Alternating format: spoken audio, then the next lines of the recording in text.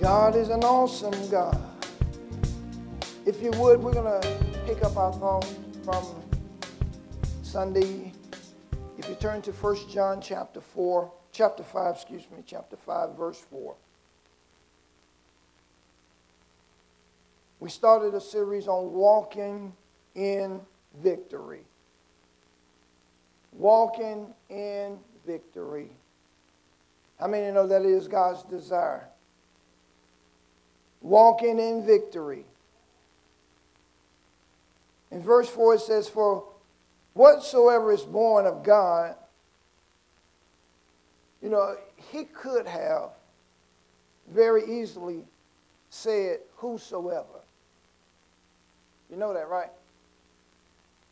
Why did he use the word, and again, this is my perspective, why did he use the word whatsoever? You know, who has an indication of person, right? But how many know that God is greater than any person? What means, it doesn't matter whether it's a who or what.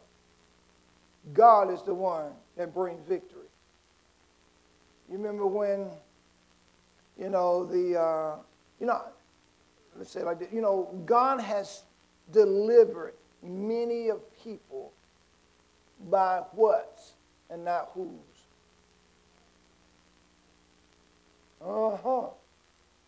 Some of the victories in your life came from a what, not a who. Yes. And sometimes we limit our peace, joy, happiness, success, and since we added victory on a who and not on a what. Because a what is all inclusive. A who is a person. God is so awesome that God will say, I deserve rightfully the praise of my creation. And if you don't praise me, the rocks will. Because I'm not limited to a who, I'll make a what.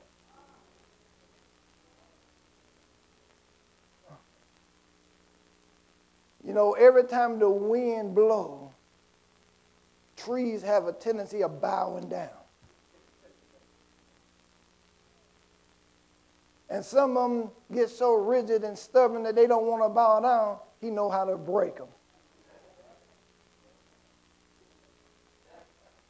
I'm not saying that's what he do to the who's, but if he does that to the what, try being rigid and not want to bow. He knows how to break you.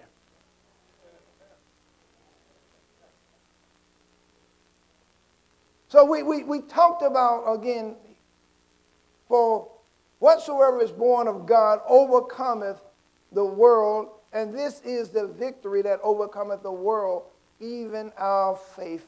And we started on this journey of 5 steps to your victory.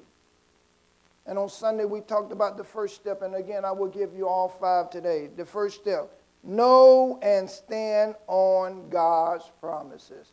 Know and stand. Listen, you cannot stand on an opinion. You cannot stand on the insight and concept of what somebody else thinks. You can listen, even if it is what God told them, you cannot stand on the opinion and the word of God for somebody else. You got to know and stand on God's promises for you. So we talked about, again, know and stand on God's promises. Today we're going to talk about the second one, which is keep those promises before you. Keep those promises before you. Because, again, a lot of us didn't have a problem with knowing what God wants. We just have a problem in sticking to it. Or keeping those things fervent in our minds and in our hearts and in our eyes so that we won't be tempted or lured away. How many of us have ever said that God told us something, and then we look on the other side and see something that we deem or seem like better and change what we say God said.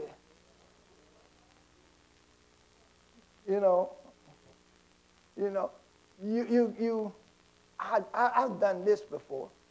I go to a place and I see this car I like and it's in my price range, and I pray about it, and God said, yes, this is the one, get it. And then you go back and the guy shows you another one in the same price range that looks better. So so you get it and not the one that you prayed that God said to get. And then things start happening.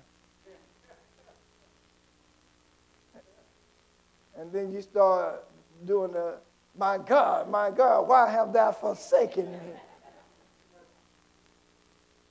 And God said, I didn't forsake you. You changed on me.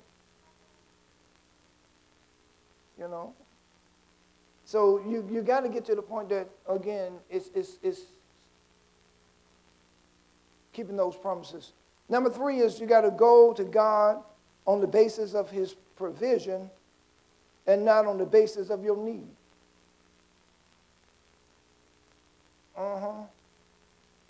In order to have victory, walking in victory, the third step in walking in victory is when you go to God. Don't go to God. God, I need God. God, I don't understand. No. Don't go to him on the basis of your need. Go to him on the basis of his provision. See, if you don't see God's provision in what you are doing, then you might not be doing what God told you to do.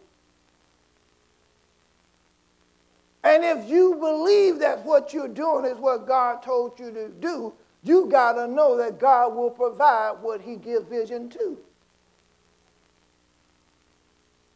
So now your demand is not based, see, God don't fund my plan, God fund his own. So when I go to him with his plan, I don't have to be concerned or worried if he's going to fund it or not. You told me to do this. I didn't, make up this on my own. You called me to do this. So if you call me. Number 3, speak to the mountain, the desired end results. Speak to the mountain. This is a problem with a lot of Christians. You got a problem, an issue, or a blockage, or a stoppage, or something that is trying to hinder God's plan. And versus speaking to it, you want to go and complain to God.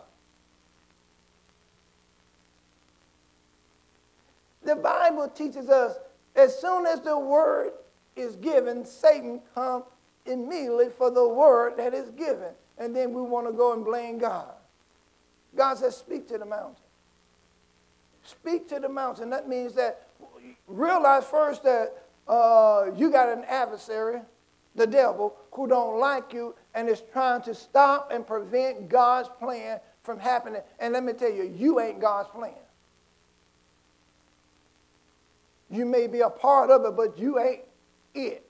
Because a lot of times we think that we it to the point, the devil trying to stop me. The devil don't care if you do this or don't do this. He just don't want God's influence in you.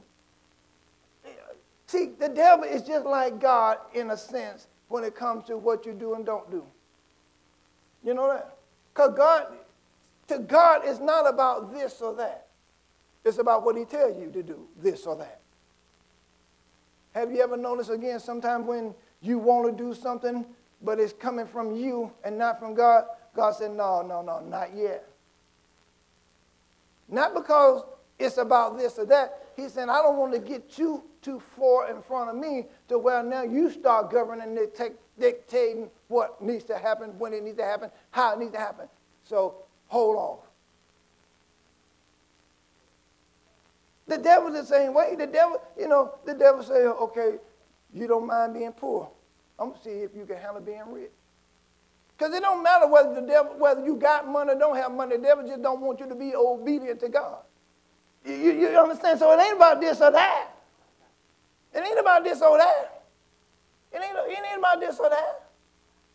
It ain't about this or that. So you wanna go and complain to God, and the devil says, good, okay. If I can keep you going to him, you won't deal with me. Speak to that mountain. Tell that old slew-footed, split tongue, speaking with a forked tongue, lying devil, to go where he needs to go.